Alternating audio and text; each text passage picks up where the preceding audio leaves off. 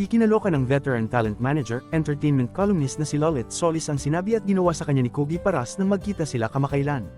Kwento ni Nay Lolit sa Instagram, sinabihan siya ni Kobe na huwag bastyusin ang girlfriend niyang si Kylene Alcantara. Pagkatapos daw sabihin ito ay inirapan siya at tinalikuran.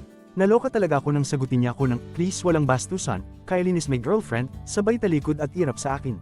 Natawa na lang daw siya dahil proud na proud si Kobe kay Kylene. Sobrang lucky ni Kylene dahil proud na proud si Kobe para sa kanya. Talagang para bang precious trophy na dapat ipagmalaki sa lahat. Kung bakit siya tinarayan ng ganito ni Kobe, ani Nay Lolit, ay dahil sa nasabi niya, na level ni Sharon Cuneta o Chris Aquino, ang bagay sa basketballista.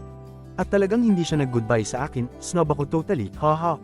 Laugh na lang kami ni Benji Paras, kaya nalimutan ko tuloy itanong bakit sila nandoon.